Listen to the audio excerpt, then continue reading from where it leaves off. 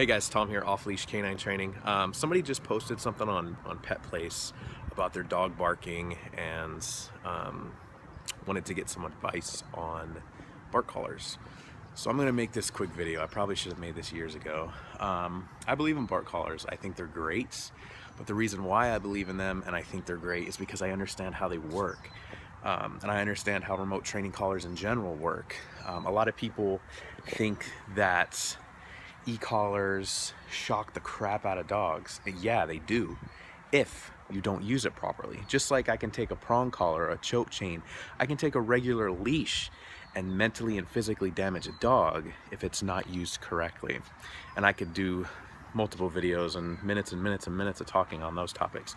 But I'm just gonna talk about bark collars. So the way a bark collar works is, first off, I recommend people get good quality brand bark collars. A collar that I personally use and only use is the Sport Dog 10R. You can order that off Amazon for, it's like $89.99 plus shipping, or free if you have Prime. The Sport Dog 10R. So long story short, the way a bark collar works is you're going to find the proper level of correction or stimulation that's going to motivate the dog not to bark. So what I mean by that is, well, let me backtrack for a little bit. I've gotten plenty of phone calls, people saying, hey, I'm getting complaints from my neighbors, my dogs are barking all day constantly while I'm at work. I've gone to 3 different trainers who said that they could fix it, and they can fix it while we're sitting there in the backyard, but as soon as we leave, the dog starts barking again. Well, the reason why is because there's nobody in the backyard to give the dog a correction to stop barking, or to say, hey, quiet, or whatever the case may be. So what a bark collar does is it gives the dog, it communicates to the dog, hey, barking's not wanted, you can't bark. If you bark, you receive an unwanted sensation.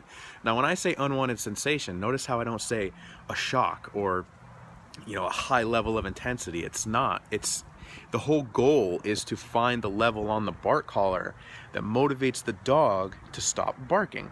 So what I mean by that, for example, let's say I made a house call with somebody and we were gonna try to fit the collar on the dog properly and get them all set up.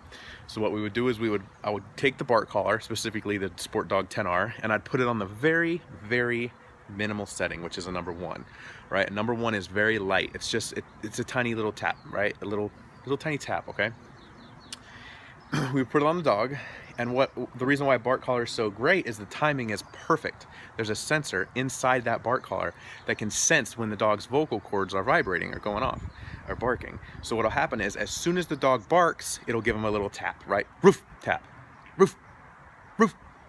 So what happens is, if on a level 1 we notice the dog just keeps barking and pushing through it and barking and barking and barking, then that wasn't what I like to call a motivational correction. It wasn't enough motivation for the dog to think to himself, should I stop barking, or should I go ahead and push through that? The dog said to himself, whatever, I'll go ahead and push through that. I don't mind feeling that.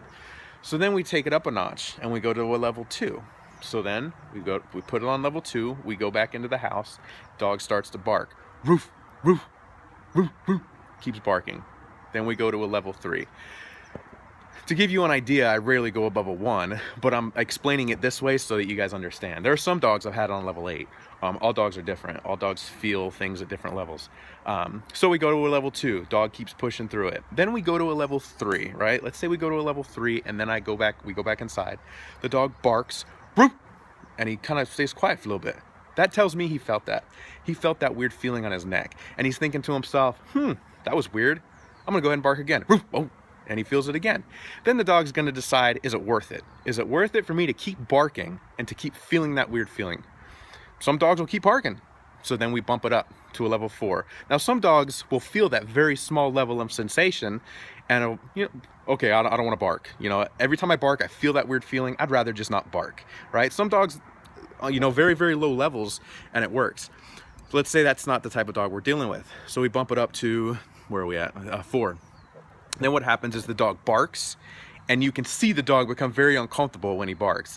Either it's a visual uncomfortableness, or a verbal uncomfortableness. What I mean by that is visual would be a barking and then his body shift or whatever. He's stunned, he's put off guard. Or he'll bark and you'll verbally tell that he's uncomfortable. So then what's gonna happen is the dog's gonna think to himself, wow, every time I bark, I get that weird feeling, that uncomfortable feeling. And then they decide, do I wanna keep feeling that? Very small amounts of dogs will push through that. Stubborn dogs will push through that, but most dogs, you know, they will decide what level is the motivational correction, and then what you do is you keep it at that level. I've had clients come to me that said they've gone through trainers and trainers and trainers, and they've tried every way other than a bark collar, and then I explain this to them. They go out and buy the Sport Dog 10R, put it on their dog, apply the methods that I just went over, and they text me or call me back and say, oh my gosh, my dog hasn't barked for months, this is amazing.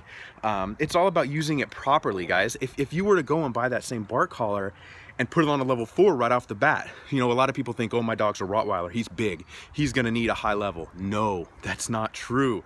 I've had 150-pound Mastiffs, Great Danes, be super duper sensitive to the collar and just need a very, very low level of correction for them to stop. It's just like children. Some children need a little bit more oomph and a little bit more of the, you know, the iron fist, or just a little bit more stern talking to than others. Like my son, I could just look at him and he's like, oh, and he knows, and he's like, I'm sorry, Dad, I didn't mean to do that. He knows he did wrong. And it just takes really minimal effort on my part to let my son know that that's not something he should be doing. Whereas my daughter, it's a little different. And it's the same way with dogs. So bark collars are great, guys, if they're used correctly. If you use them wrong and don't use them properly, yeah, it's gonna cause lots of pain and harm to your dog. But the whole goal in this is to communicate with your dog that that's an unwanted behavior.